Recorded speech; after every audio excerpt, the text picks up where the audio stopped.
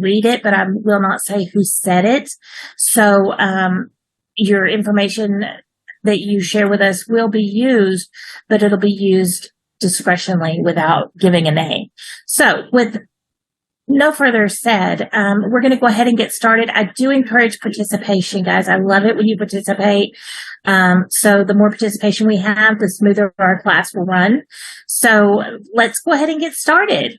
Again, my name is Miss Katie. Feel free to raise hands, ask questions, and etc. But today we're going to talk about the five senses. The five senses are things that our bodies are capable of.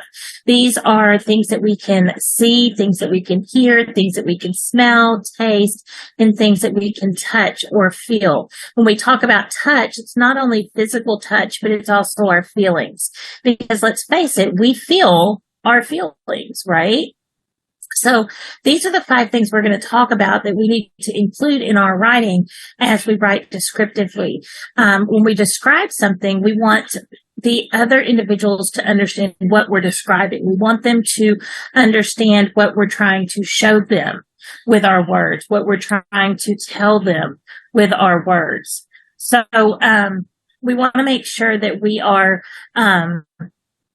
using those senses effectively so that the readers can feel like they're immersed within the situation. All right. So bear with me here just a second. So our five senses help us learn and experience new things in our lives. Again, it's what we can hear, what we can taste, what we can see, what we can smell, and what we can feel. What do your clothes feel like? Feel your shirt right now. Feel your hair. Your hair even has a feel to it. What do you smell in the room? You know, is mom cooking supper? Has she already finished your supper and you can still smell the remnants of it? What do you hear? Do you have a sibling talking or a parent that might be reading to a younger sibling? So what are the things in your environment right now? We are all in what we would consider a setting. And in those settings, there are things we can see, smell, taste, touch, and feel. So use the five senses to allow the reader to experience the character's setting. Allow them to experience the characters' experiences, what they're doing, what they're feeling, their emotions, what they're seeing. So writing it is imaginative, and you can use your words to materialize that imagination.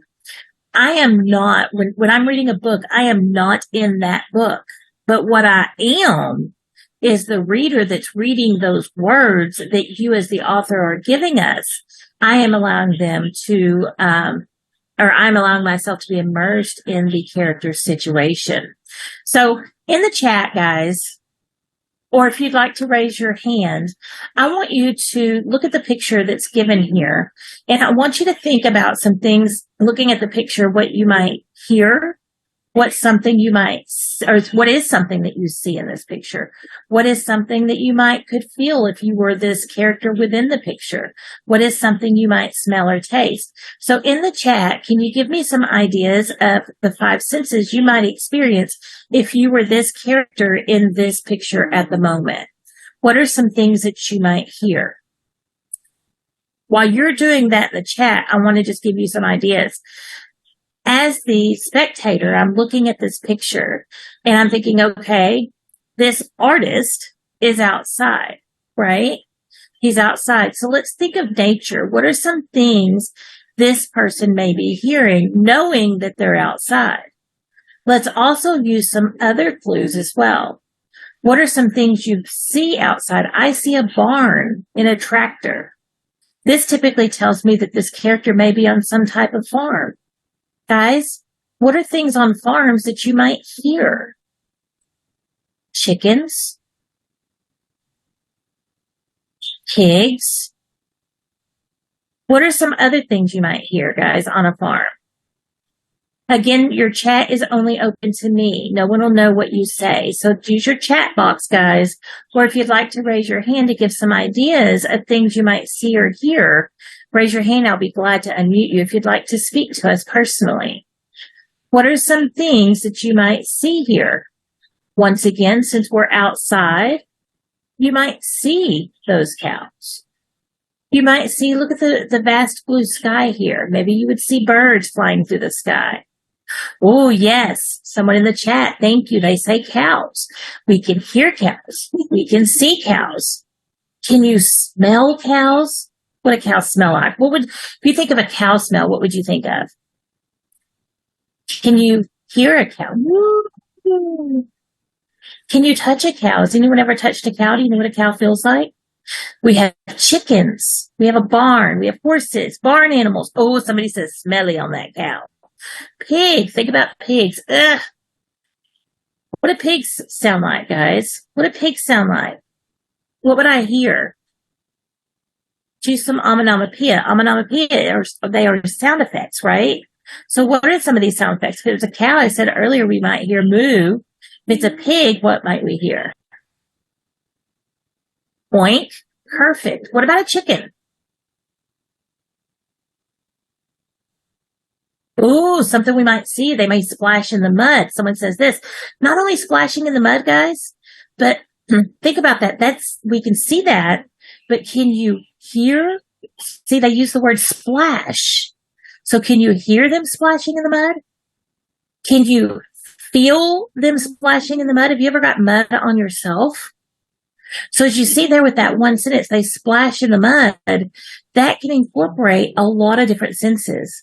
Someone else says you could hear pigeons and pigs, and you can not only hear them, you can smell them. Perfect. So there's lots of different things. All right, let's turn to the character themselves. What are they doing? They are painting. They're an artist, right? They're painting. They're an artist. So what are some things here you might feel? Look at his face. I see a green paint on his face. I see it, right? But as an artist, we know he has paint. We know that the character's painting. What are some things you might smell here? What do you see in his picture? Looks like he's recreating the outside world that he's in. But how could you describe that picture to your audience that you're writing to? Yes, someone says also that you could smell the mud. I definitely agree with that. Especially if pigs are in it, because pigs, let's face it, they don't smell the greatest. So let's think about the author, guys. How could we describe this author a little bit? Tell me some things you could say that could allow us to see the author or what the author is doing, or allow us to hear something or feel something or smell it. Yes, you could definitely feel something. Could you feel that wet paint? The wet, moist paint, liquid paint. Does paint have a smell? Does paint have a smell? Have you ever smelled paint? You said paint doesn't have a smell? Oh, someone says, I could sense the painter's excitement. Tell me why. How are you sensing their excitement? I agree with you. But what are some things that help you sense that by looking at the picture? And by the way, guys, paint you can smell. Paint, or at least here in the United States, paint has a very distinct, strong smell. And someone says, well, I can understand his excitement because he's smiling. And someone else says he's smiling in glee. How about those bright, shiny eyes? Could this show us his emotions as well? The smile, the eyes, the way he stands. He looks proud of what he's doing, correct? So using your words, you can create a beautiful piece of artwork like this author does. You can recreate it, but instead of using the paint, you're using your own vocabulary, your words, the things that you bring out to us.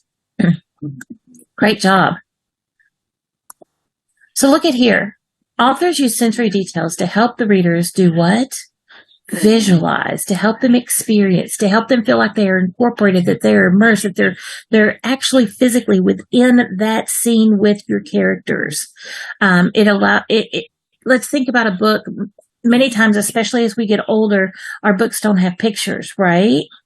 So if our books don't have pictures, how do we understand, guys, in the chat, how do we understand what the author wants to tell us if we don't have pictures when we're reading a book? How are we able to visualize? How are we able to understand what the author wants us to understand if we don't have pictures? Anybody? How do we understand this? What does the author use to help us?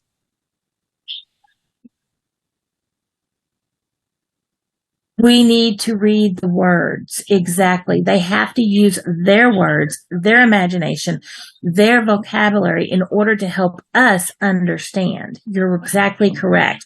If we don't have their words, if they don't give the information to us, then guess what? We don't have it to be able to imagine correctly. Now, we can imagine something on our own, but that doesn't mean that it's going to be how the author intended it. Okay. So as the author, and you being the authors of a story, you have to be able to visualize. You have to be able to use your vocabulary. You have to use your descriptive writing, your colors, your smells, your sounds, your textures, etc. Be able to allow the reader to understand exactly what you want them to know. Because as the author, if you don't give it to us, if you don't give us the information specifically, we as the readers don't have the information. So let's look at some of these activities. I need some volunteers to read these for me. Exactly. You have to use your imagination. I need some volunteers. If you could raise your hands, I want some volunteers to be able to read these. And in the chat, we're going to decide what senses does each description use? Taste, smell? Is it sight? Is it hearing? Or is it texture, feel? Or is it more than one? So I hope I don't chop your names up. But Yu Jin Ping, you have raised your hand. I want to thank you first off for being my first volunteer and stepping out. If you could read the very first one for us about cars. Cars rumbled and people bustled around in the early peak hours as everyone got ready for work. All right, my friends, in the chat, what are our senses that we're using here in this particular one that he just read? Hearing. Yes, we can hear what? The car is rumbling. Very good. What else can we hear at this point? We can hear the cars rumbling, but there are also people bustling around, which means we probably can, to a point, hear the people, right? If they're moving around and very busy. Are there any other senses? Somebody else says, or everybody says hearing. Can we see anything here? Yes. What can we see? Everyone got ready for work. We can see the people. We can see the cars, right? Yes. It says early in the peak hours as everyone gets ready for work. What does this show us? If it's early peak hours, what time of day is this? 6 o'clock. Early morning, as everyone starts getting ready for work, this is going to be pretty early. So this can help us imagining the outdoors. What would it look like outside in the early mornings? Do you think it would be dark? Do you think it would be bright? Do you think there's going to be clouds? Is it going to be foggy in the early morning? Rise. Exactly. See that the sun's going to rise. Exactly. The sun should be rising at this point. So we can hear things. We can see things to be able to visualize them. So let's look at the next one. The next one, Swan, I'm not sure if I hope I didn't mess you up, but if you could read the second one for us about the clouds.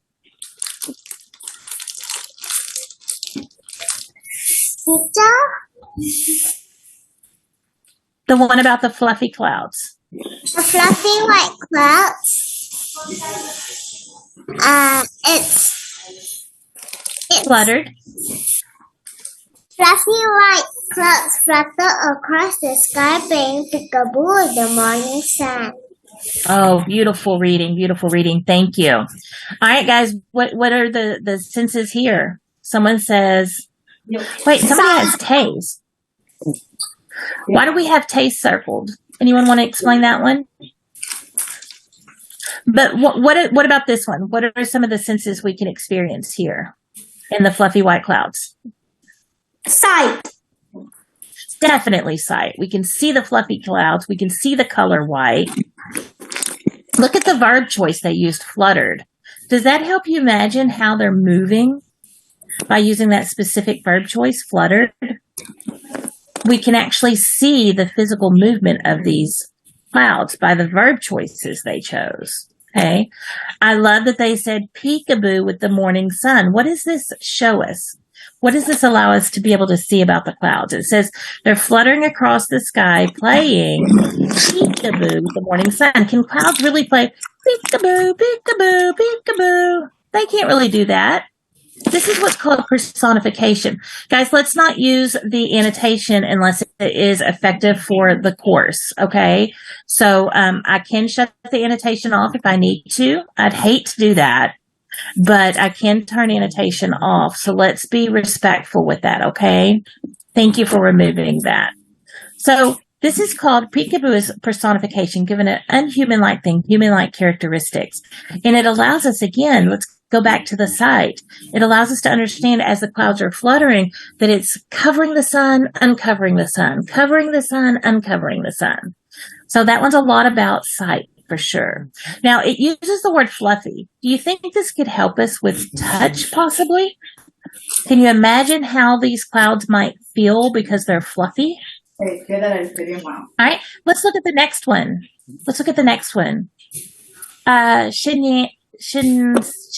Maybe Shinyan? Is that how you say it? Shinyan? The mud felt slimy and cozy between my. Perfect. Look at this word here. First off, felt. This gives us a very big clue of what this actual statement is about. It's about feeling. It's about touch. Feeling is touch. We can feel the slimy. You felt something slimy before, right? Cold. You know what it feels like when it's cold. And we all, well, most of us anyway, should have toes, right? And so have you ever stepped in a mud puddle and that mud has just gushed between your toes? So now we can visualize this. Not only is it touch, in my opinion, we can see it because we know where the mud is at. We know it's going between our toes. So to me, I think we could even see this. Okay. We can see it. We can feel it. Someone said earlier that you can smell mud. So now that we know specifically that it's mud, can we smell it? All right, let's look at the next one. Alex, can you read this one?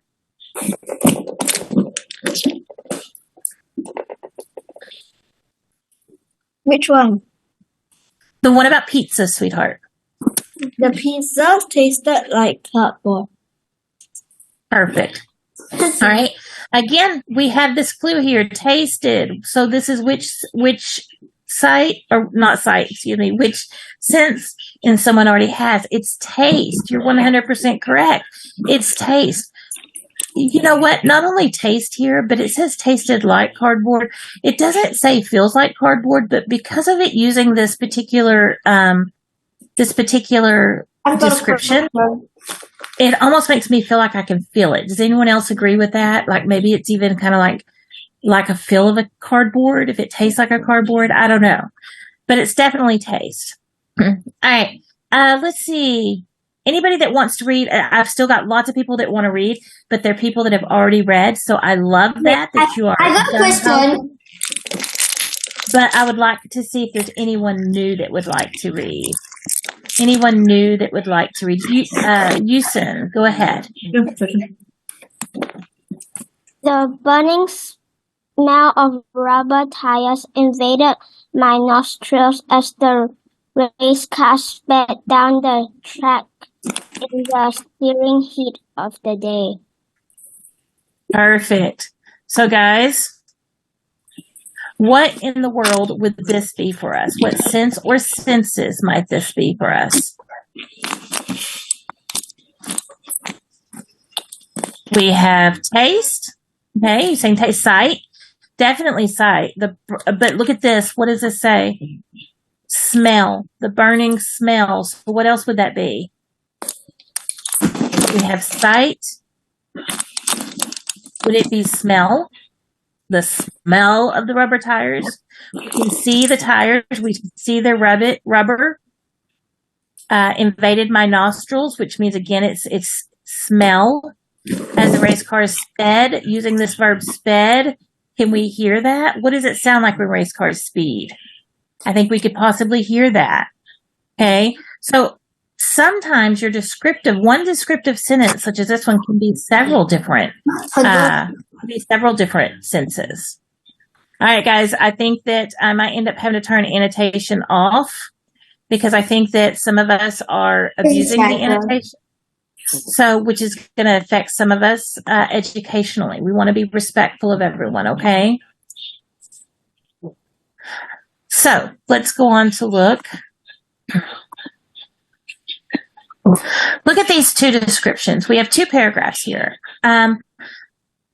Swan, I'm going to have you read the first paragraph on the left, and Yi Jung Ping, if you can read the paragraph on the right for me. What do I like to go Read the paragraph on the left. on the left. I like to go on the beach. There is a lot of sand and even some trees there. And people play games on the beach and some people like to swim. I used to go to the beach very often. Perfect. Now, do they use any senses here? What do you think? Think about that. Now, let's look at the second paragraph. Yi Jung Ping, can you read the second paragraph? And let's talk about what's kind of different about it. It's Yo Jun Ping. I'm sorry? Yo Jun Ping. Yo Jun Ping. Thank you. One place I enjoy to go to is where the land and the ocean meet. This beautiful spot is my sanctuary in the sun, and I choose it very carefully. I look for a cool place under the trees and extend my mat on the white sand. The wind that blows through the trees often carries a light sprinkle from the ocean and a hint of saltiness. Peace consumes me whenever I see that beautiful white sand. Mixed with the calming sound of the waves hitting rocks in the distance are giggles from the children built castles. Here is where happiness lies, with its toes in the sand right beside me. Perfect. Look at the two things here, guys. The two paragraphs that were just read. What's the difference in these two paragraphs? One has the five senses, one does not. Okay, one has the five senses, one does not. So the first one here, we say they like to go to the beach. We have to imagine the beach ourselves, right? What does this particular beach look like? We know it has sand and we know that there are some trees, but what kinds of trees? What do the trees look like, right? We know people are playing games, but are they quiet games? Are they loud games? What kind of games are these? So the first one, like you said, is not very descriptive. It gives us basic detail. So looking at the second paragraph,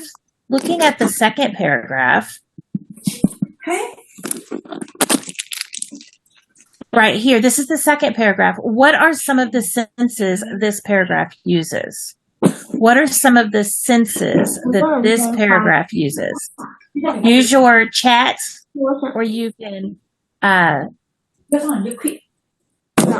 use your chat to type in the senses. You can underline. This is a great place to use annotation to show us where the character can hear, where the character can see, where the character can feel.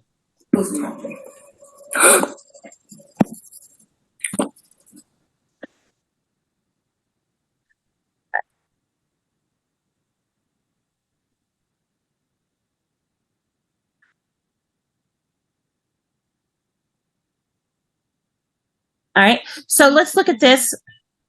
I'm not things that we can see. I agree with that. Oh, I love right here. Jay Yang is actually typing sight here. One place I enjoy going is where the land and the ocean meet. We can definitely see that. Thank you. I look for a cool place under the trees and extend my mat on the white sand. All right, looking at that. All right, someone is being very disrespectful to us. Looking at that, the cool place is something we can feel, right? Guys, you do realize that I can see who's making all these marks on the page, right? Your names are popping up. If I need to contact some parents, then we might need to do that. So the cool white place, that's something we can feel. I'm looking for it. So I'm looking using my eyes, right? I'm looking for a place under the tree, something I can see. I have to look around and find where I can sit under a tree. Extend my mat on the white sand, again, something I can see. So in this particular sentence, I can feel and I can see. The wind that blows through the trees. This is very visual, but if it's blowing through the trees, not only can I see it, I can visualize if it's going through the trees are probably rustling. The leaves are probably moving. And I can also kind of hear that because we know what wind sounds like, especially if it's blowing through those trees. Okay. Peace consumes me whenever I see the beautiful white sand, something I can see. That's also something I can feel. How can I feel that? How can I feel that?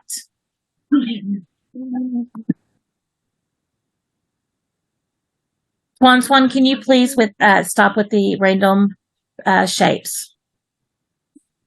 So peace consumes me whenever I can see it, but peace consumes me. Would that be feelings, like something we can feel internally? So that would also be feel. So there's lots of different sides. There are things that I can smell. There are things that I can see, things that I can hear, the rustling of the leaves, things that I can feel. I can feel sand. Look at the hint of saltiness. It carries a light sprinkle from the ocean and a hint of saltiness. Do you think this is something we can smell or even something we can taste? So in my opinion, this one includes all 5 of the senses. The more senses we can use when we're describing, the better our writing is going to definitely be. Look at these two. Alex, can you read the first paragraph for us? In June, I know I probably chopped you up. I'm sorry, sweetheart. But if you could read the second one. So Alex is going to read the first one. And then June is going to read the second one for us.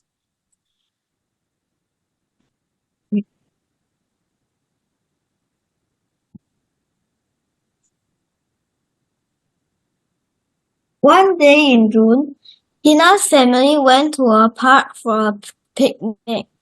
Mom brought breakfast with sandwiches in it.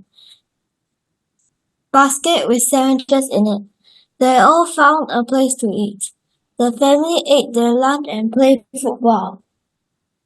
Tina and her brother ran to climb a hill. The family had the best day ever. Perfect. All right. June, can you read the second one for us, please?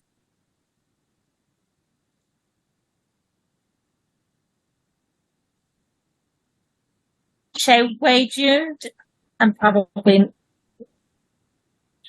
One hot day in June, Tina's family went to a botanic garden for a picnic. Her mom bought a brown basket with cold turkey sandwiches in it. They all found a quiet place to eat under a tree. The family ate their delicious lunch and played a rowdy game of flag football. Tina and her grassy hill.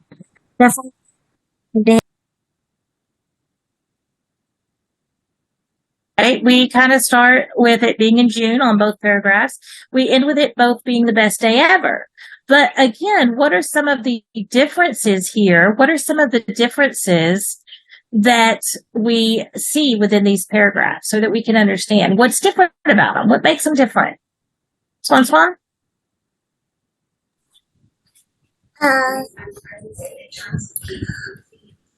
The difference is the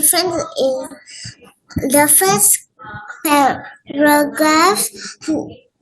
The first paragraph is shorter than the second one because the first paragraph didn't say anything good because they say went to a park, but which park? and then brought a basket with sandwiches and ate what sandwiches, but they didn't. That it is not but the difference is that the one paragraph is longer, one paragraph is shorter, and I agree with you. The first one is definitely the paragraph 1 end is just full stop, but the paragraph 2 the end is exclamation. perfect. So the first paragraph seems to be a bit shorter. It's not a lot shorter, but it's a bit shorter. The second one, this is what I like about the second one. You're exactly correct. The second one is a bit longer, but why is it longer? Someone in the chat says because it's more specific, right? And that's exactly correct. The first one is a telling paragraph. It's one day in June, I'm telling you, Tina's family went to the park for a picnic. I'm telling you, they brought a basket. The second one is more specific. It uses better vocabulary. It uses better description. It's more specific where we can see, we can hear, we can feel, we can taste the things that are actually happening with Tina and her family. One hot day, I can feel it.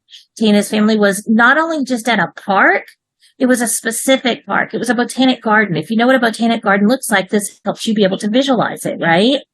Her mom brought not just any basket. Now we can see the color. It's a brown basket with not just sandwiches in it. We know now that they're cold filling, not only cold, but turkey sandwiches. If you've ever ate turkey, you know what this tastes like.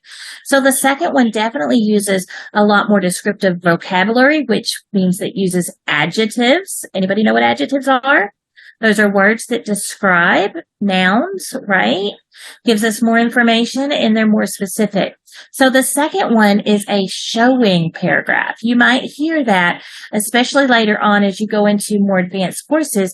You have telling and you have showing. As a writer, we want to show the readers. We don't want to just tell them. That's boring. We want to show them. So perfect on that. Great description on this, guys. But great comparison. So let's look at sensory language. We use this to captivate our audience. It helps the readers experience your words. Once again, if you as the author don't help the readers or don't give them the information they need, they're not going to be able to visualize it the way you might expect them to. Okay? Now, let's think about, I might tell you there's a girl in my story.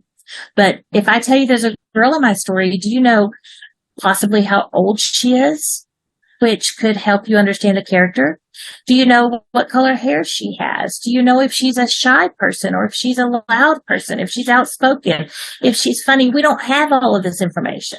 So you want to use sensory words that make your writing more powerful and memorable rather than those ordinary words. I talked about verbs earlier.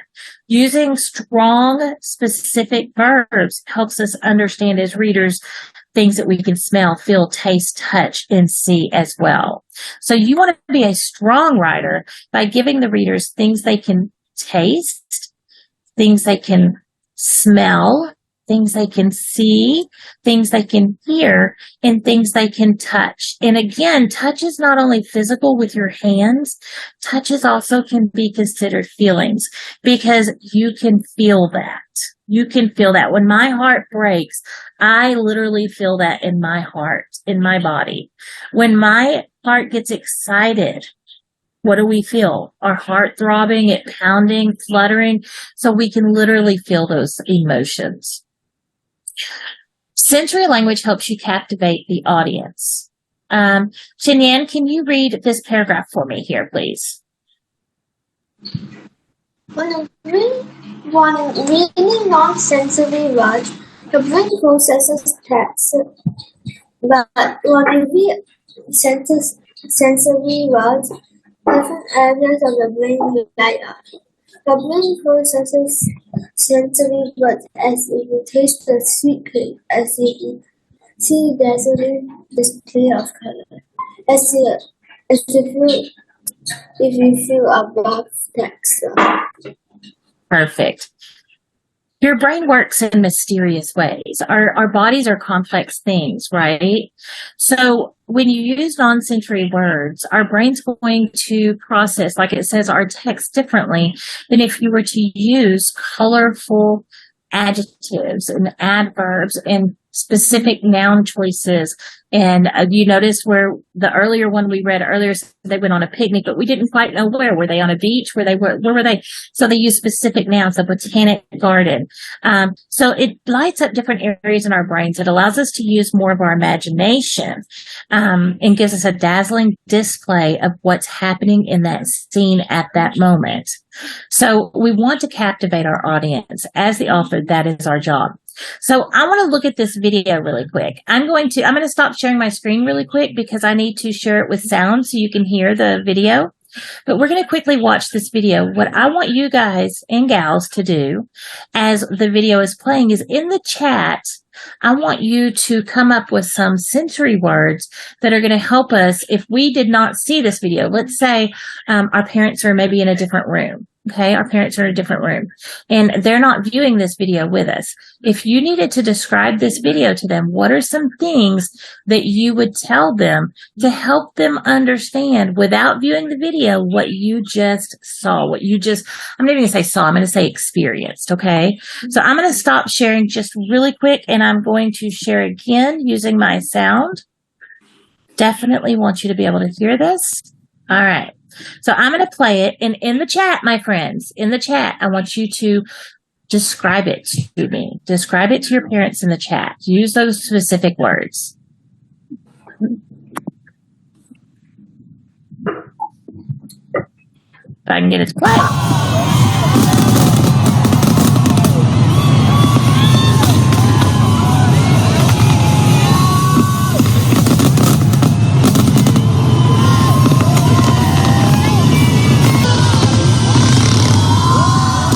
Guys, are y'all experiencing anything yet? At all? Your chat.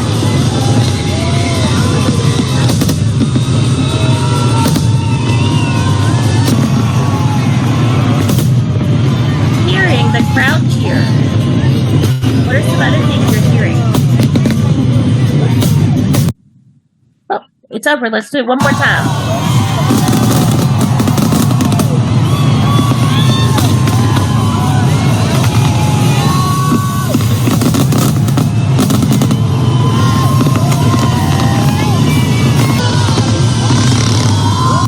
All right, guys, in the chat. Oh, somebody says in there, I hear the fireworks crackling. I love that word choice, crackling.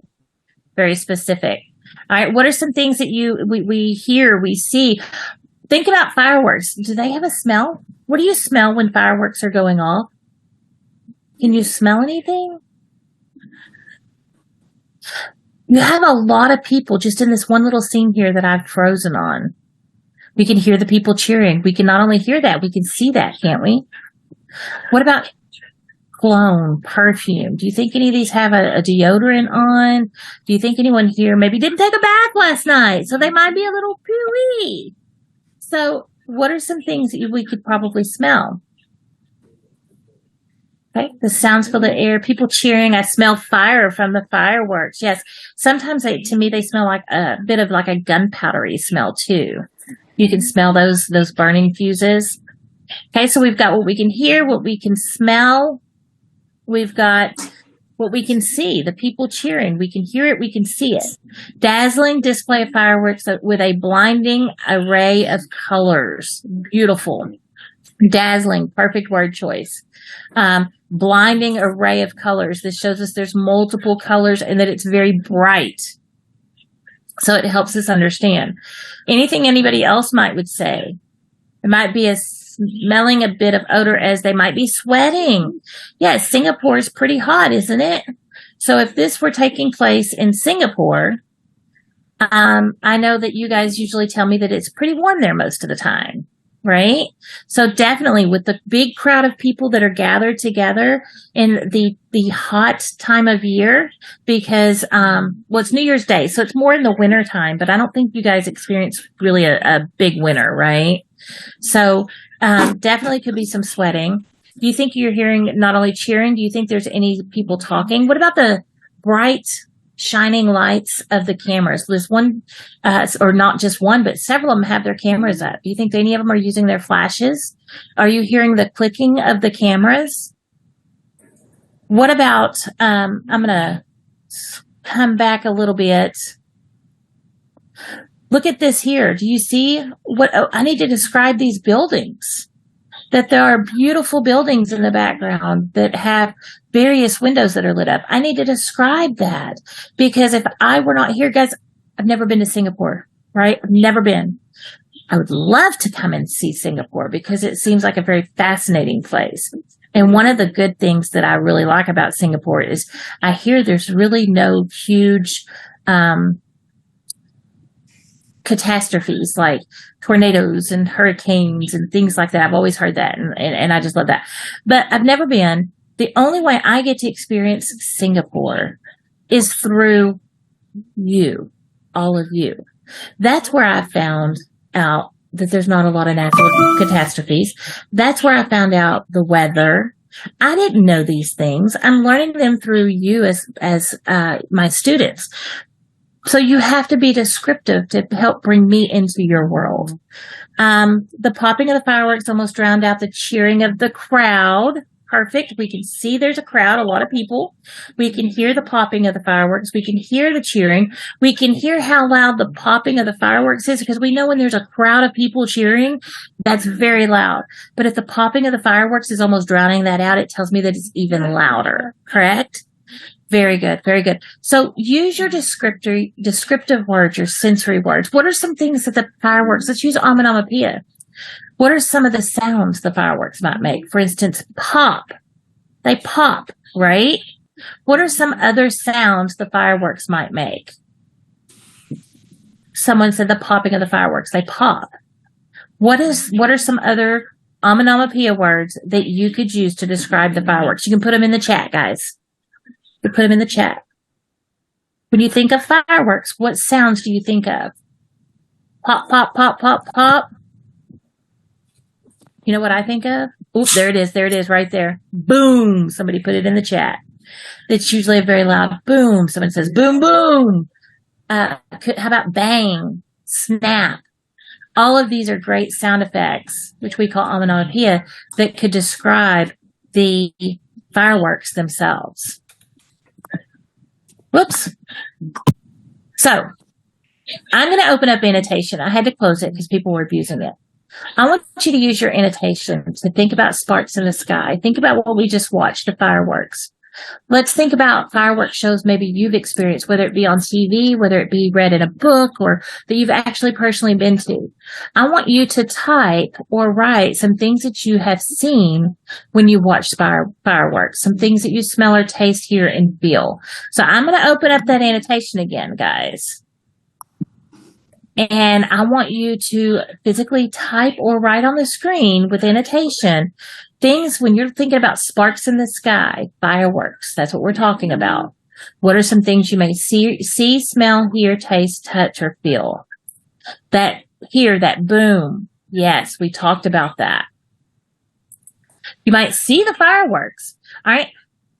If I've never seen a firework in my life, though, what's an adjective that you could use to help me see what those fireworks look like? What are some adjectives that could help me see what the fireworks look like? The hearing, we had boom, crackle, pop. Makes me remind me of snap, crackle, pop. It's a cereal here. Smell, the fire and gunpowder from the fireworks. Yeah, for sure. Feel.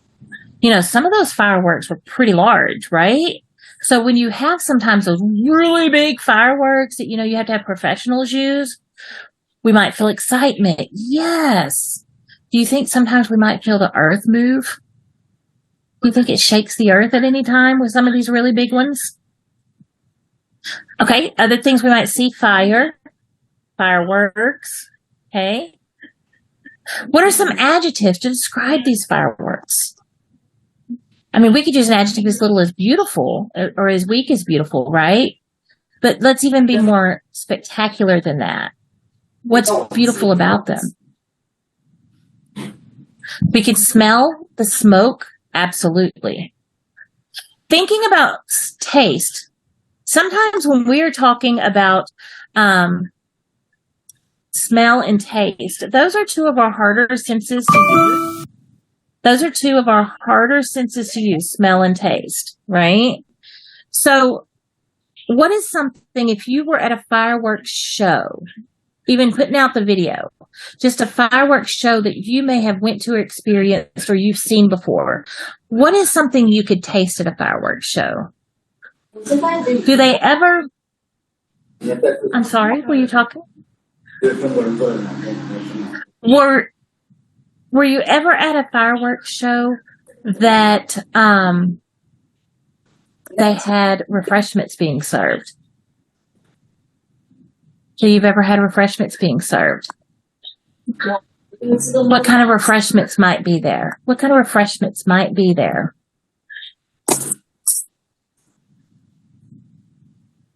Anybody? About, I don't know, what do you guys have for, you do popcorn? Do they serve popcorn as refreshment sometimes at these types of things? Here in the States, they may have pretzels. They may have hot dogs, ice and lemon water. Okay. So is that very popular there? Perfect. Perfect. So I want you to think about that think about the outside forces. Think about the things that we may not normally pick up on. Think outside the box. That's what I like to say. Outside the box. We all, when we look inside the box, we know fireworks are bright. We know they're beautiful. We know but what's on the outside there that we don't normally think about? What's on the outside we don't normally think about? For instance, things that we hear. You got a fireworks show going, right? We automatically go with the pop and the snap and the crackle. But what about when dogs? Anybody ever have a dog that when fireworks are going off, do you know what dogs do? What's a reaction from the dog? A lot of times they might start doing this. They start barking. They start maybe even growling. They get nervous. They get scared. So we don't always think about, when we think of the fireworks show, we think of the show itself. We also want to think outside the box. What are some outside sounds that might be influenced by those fireworks? So think outside the box, my friends. Think outside the box. Barking. You're absolutely correct. Barking. So these are some words they chose to use. Things that you can see. I said be more specific than beautiful. Sparkling, twinkling, dazzling. Somebody used dazzling earlier in one of the sentences they put in the chat. Flickering, multicolored, the smell, delicious, barbecue, smoky. I mentioned the hot dog earlier, burning.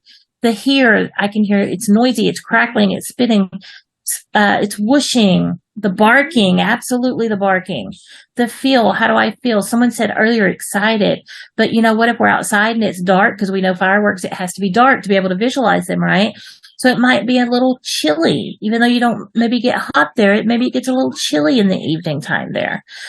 You might feel a soft blanket. Think outside the box. If it's chilly, you're outside at night, you might be snuggling up to a soft, woolly blanket. So think outside the box, my friends. Popcorn. All of us, I have hopefully had popcorn. Hopefully we've all had popcorn, right? I want in the chat, I want you to give me a sentence that describes popcorn to you. Try to tempt me. Tempt means to make me try to want your popcorn. Okay. Try to tempt me to want your popcorn. What word choices are you going to use in your sentence in the chat that's going to tempt me to want to eat your popcorn? I've got to choose your popcorn over every other student in this class. How are you going to get me to eat your popcorn over the next person? How are you going to attempt or tempt me to eat your popcorn? Give me a sentence. Now, sentence has 5 things, my friends. Sentence has a capital letter at the beginning. It has a subject, who or what, which would be the popcorn, right? It has a predicate, which is what the popcorn is doing, some kind of action. Then it has a punctuation mark at the end, whether it be a period or what you call a full stop, an exclamation point, question mark. Then we have it must make sense, which means your verbs and your subjects need to match. Okay? So give me a sentence, a complete sentence. That's more than one word. Somebody gave me an adjective that makes me want to eat popcorn. They used the word buttery, but they did not put it in a sentence. But buttery is a great descriptive word. Buttery's something I can feel. We know what buttery feels like, right? It's kind of slick. It makes me smell it. You can smell it. And it also allows me to taste it. Crunchy, yummy, sweet, or savory. Good. Those are some good descriptive words, once again, that are going to help tempt me to purchase your popcorn over everyone else's. Now let's take some of these words, guys and gals, and let's put them in a complete sentence with a capital letter at the beginning, a subject, a predicate, punctuation at the end of the sentence, and make sure it makes sense. So I will type a sentence for you. I'm going to type a sentence for you. I'll put mine on the screen while you're typing in the chat to try to tempt you to eat my popcorn. What is special about my popcorn?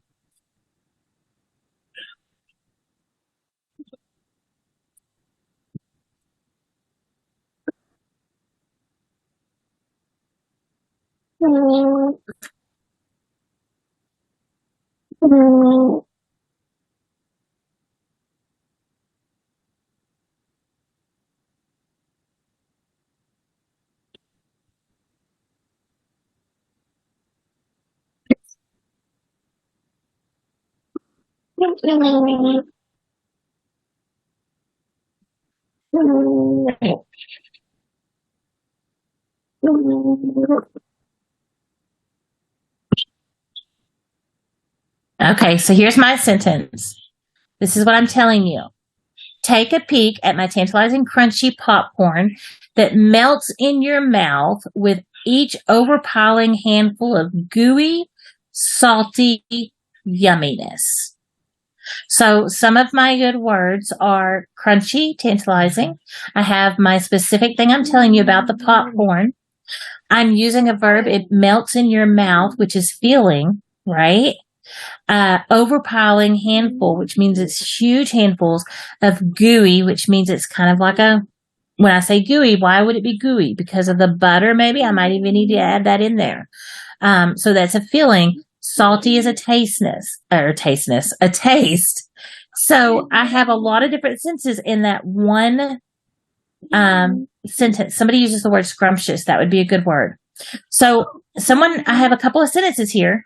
Let's see who's going to get us to eat their popcorn. Okay. So I have the popcorn looks tempting and delicious. What do you think about that one? Does that make you want to eat their popcorn? Let's look at the next one. The popcorn is crunchy and tasty, but there is a distinctively salty taste. Please do try it. It's finger licking good. Does that make you want to eat the one before it or this one? Which one do you think is more descriptive? Would you choose one or two? So far, I'd probably go with two. Let's look at some more.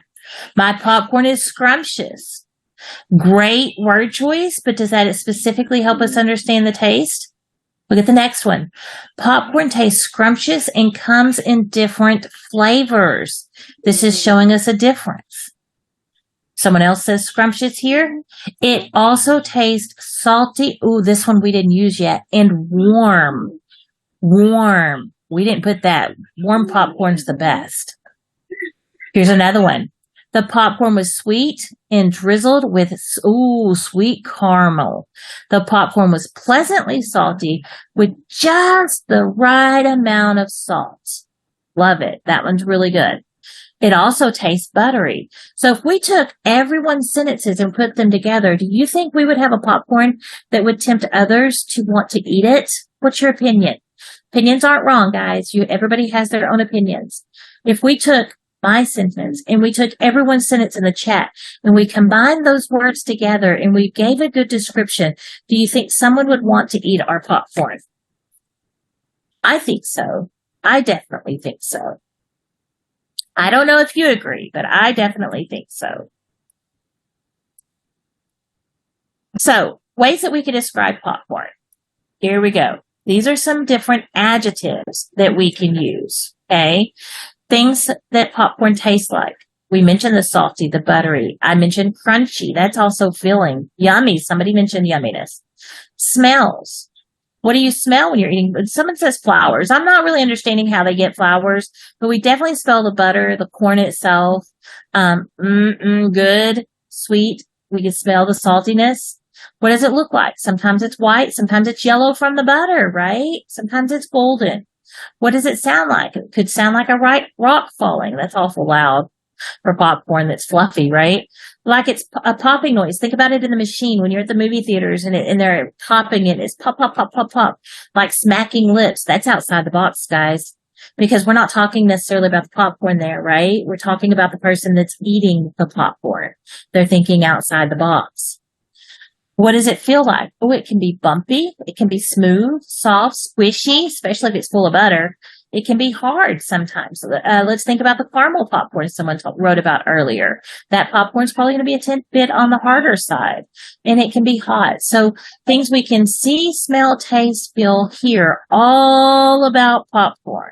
All about popcorn and thinking outside the box. If we have popcorn and we have people eating the popcorn, again, what do we hear? Lips smacking. I know you'd hear mine smacking. These are just some other examples here of different adjectives that you might choose to use to describe your popcorn. Again, more. These are not paragraphs, organizational charts, that are for senses. You can make a list of what do you see, what do you feel, hear, smell, or taste. Make a chart with those 5 senses.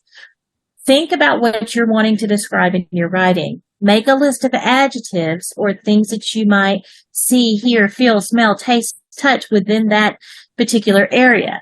Then just take those descriptive words you've used in your organizational chart and make them into a complete sentence. That's going to help you write descriptively. We already wrote some sentences about our popcorn, so we're going to go ahead and continue on. I want to play a guessing game in the chat, and our time is almost up, guys. So very quickly, in the chat, I want you as the author to choose any picture that you see here, A through H. I want you to give me a descriptive sentence in the chat that just don't tell me which picture you chose. Do not tell us which picture you chose. I want you to give me a descriptive sentence in the chat that allows us to be able to guess which picture you chose. Okay?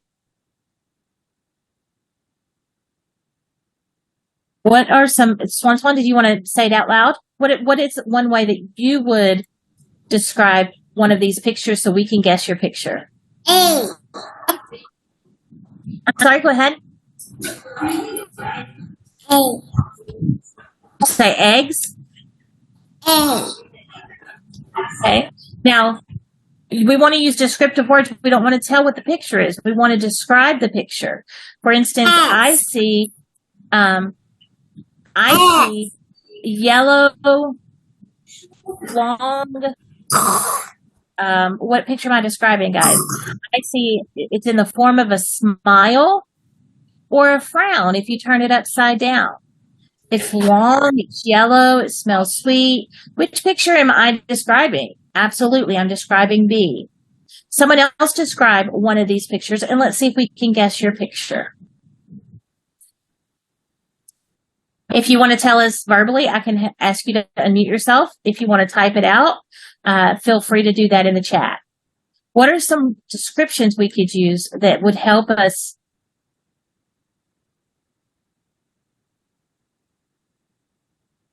Anybody?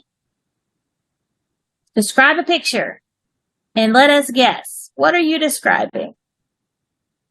One of my favorite things to do in this type of lesson is for, especially for homework, is for my students to look around their environment, their room, and find an object and describe it and let us try to guess what that object is. I think that's just a really neat assignment. So, Shinyan, how would you describe a picture so we can guess it? It's a... Talk loud, baby. Talk loud and clear. The item is yellow. It can also turn into solid if you freeze it, and it can be drizzled on ice cream. Okay. I'm going with, did you hear what was said? If you don't freeze it, it's a liquid, right? But if you freeze it, it's a solid. So we've got our state of change there. So immediately when this description was used, I went with, okay, what freezes in the cold but's liquid in the hot? Obviously that's ice cream, right? So that would go, I would say A. Water's another one. Now we don't have water. Well, E could be, I would say E would be more milk, but it could be, I guess, a water in there. So we could say maybe E, all right? Or water, or even milk. Milk freezes too, right? Anybody else have one before we move on? Because I know our time is cut short here. All right. Oh, wait, somebody has, let me go back. Go back. Somebody says, sweet with hints of vanilla, cherry, and delicious chocolate topped with strawberries and cherries. Sweet, hints of taste, vanilla, cherry, chocolate, topped with strawberries and cherries. I'm going to go again. This is probably A. Looks like we got some cherries, but using much more specific word choices, descriptive word choices. All right. So some of theirs are, it has a yellow yolk and a white surrounded by a shell. Guess what that is, guys? Tell me in the chat. What are they describing? Yellow yolk and white surrounded with a shell. What are they describing? D. You're exactly right, an egg. Look at number 2. It is green, has many leaves, and it can grow very big. Now, big is a weak word. I'd probably say large. G. Absolutely, the lettuce. 3. Juicy and sweet with a lot of vitamin C. What is that one? F. The orange, for sure. 4. A sweet, cold dessert with lots of flavoring and colors. That's definitely A, like you said. Bread with butter, ham, cheese, and a salad. What is this? This is a sandwich. It's H. A golden nectar produced by bees. C. Honey, obviously. You can pour it on breakfast cereal, or you can just drink it alone. It can be solid if frozen and liquid if not. Absolutely, milk. Very sweet with creamy flesh and yellow jackets. Ooh, I like that description. Yellow jackets. It can be very sweet, creamy flesh, yellow jackets. What does it mean when it says jackets? Think about a jacket we put on. We put it on the outside of our body, right? So if this has a yellow jacket, it's on the outside of it. So it's B, obviously, the banana. Now, none of these examples here gave us a specific noun to, when I say specific noun, to tell us what the item was. We were able to use the clues they gave us. Think about writing as a clue. You're giving clues to your readers to help describe that item, so we were able to successfully guess it. So, apples. Think about apples. Okay? Think about apples. What do apples look like? Make your sensory chart. How does an apple taste? What does it smell like? What does it look like? Can you hear anything when you're eating an apple? And can you feel anything? So make your chart, your sensory chart, your organizational chart, and list these things. Then you can create sentences using those words. So here's a sensory chart here. What can I see, hear, smell, taste, touch? List your senses about, for instance, an apple. Then take those senses and make complete sentences with them. Smell. Apple has a fresh smell. Holding an apple in your hand might make you feel as if you were outside picking them off of an apple tree. Some apples can have a sweet flavor and a floral aroma. They can also have a citrus scent, which most perfumes are made of. Excuse me, there's a little bit of a mistype there. So as you see, they took some of the words from what they could have used on their organizational chart, and they're creating sentences, which is going to allow them to put all of these senses together. The touch, apples feel hard. It's like when you're holding a baseball, making a comparison, yet it has a smooth surface. Okay. It also has a polished texture with a cold feeling to it. So it's making comparisons to two unlike items to help you. So for your homework this week, guys, and Miss Julie will get with your parents and yourself to help you with that. I want you to think about books that you have read recently, or a book that you're reading now, or a book that you've read in the past. And I want you to find some descriptions within that book that you really enjoyed, that really captivate your attention. And I want you to give 5 sentences that use sensory description within that book. These are not sentences you have to create. It's descriptive sensory images, and that your book that you have read or are reading give that really pull your attention. Okay. Then the last thing I want you to do is to write a paragraph about a playground. Think about the apple, make your sensory chart, make your complete sentences, and then put them in paragraph form. So I want you to create a paragraph about a playground. Pretend your reader has never, okay, wait, let's do this. I've never been to Singapore, which means I've never seen your playground. Maybe you have a playground at your school. Maybe you have a playground in your community, maybe near your home. Describe that playground to me. So the first thing you're going to do, you are going to have your 5 senses. You are going to have your chart. You're going to list your senses, the things you can see, hear, smell, taste, touch at a playground, or at your playground more specifically.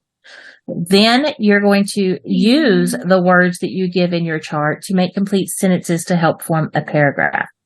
Now, if you've never seen a park, which I think is very unlikely, but if you've never seen or experienced a park, some ways you can do this. For instance, here's a picture here, right? You can Google it on the internet with your parents' permission. You can Google pictures of parks and playgrounds. That's going to help you be able to look at this picture. What are things that you see? I can name 100 different things. There are people here, which means what are some types of sounds that you might hear? If you've ever been to a park, or if you've read about one or seen it in TV show, think about sounds that you might see if you were at this location. Think about smells. So there are ways, even if you've never experienced some of these things, maybe you've never ate an apple before, for instance, you can still experience it through writings, TV, other things that you can, and then you can visually see it through pictures.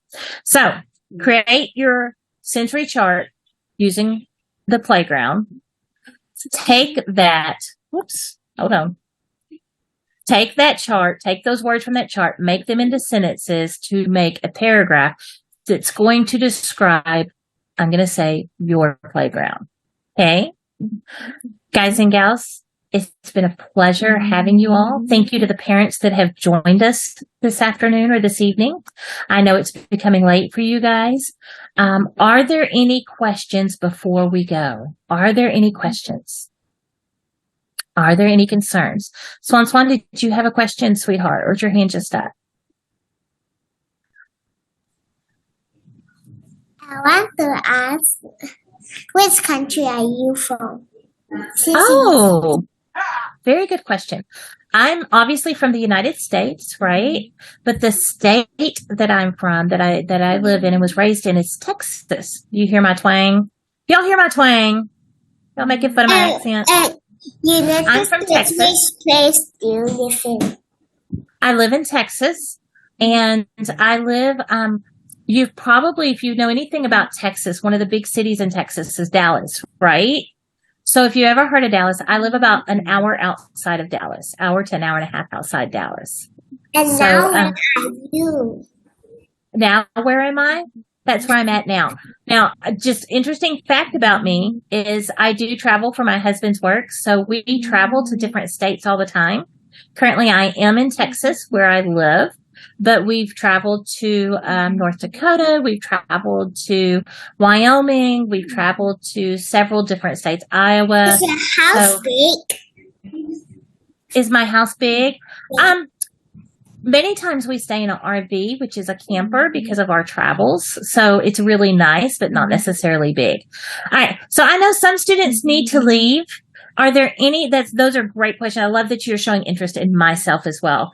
Are there any questions about the lesson or about your homework or anything that anyone would like to say or add about that before we dismiss the students? All right. If you need to leave, guys, you're more than welcome to go ahead and pop out of here. But before you do pop out, did y'all hear that pop out?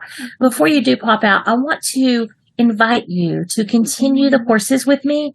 You can get with Miss Julie, have your parents get with Miss Julie. Parents, if you've enjoyed my course and you feel like your child can benefit from it, get with her. We are going to be starting these courses. This was just kind of a free for all today. Again, the actual courses will be a little bit more. I think y'all did great with participation and being able to interact with so many students, but with smaller classes, when we break those down, they tend to even be more interactive. But I would love to invite you and encourage you to come back and see me and see what other great opportunities we have for your writing to improve. So if there's nothing more, I'm going to say toodles, my little poodles. Stay sweet, my parakeets. Mwah. Blow me a kiss, my jellyfish. Y'all have a wonderful afternoon and evening. Enjoy the rest. I hope y'all sleep well. Bye, guys. Bye.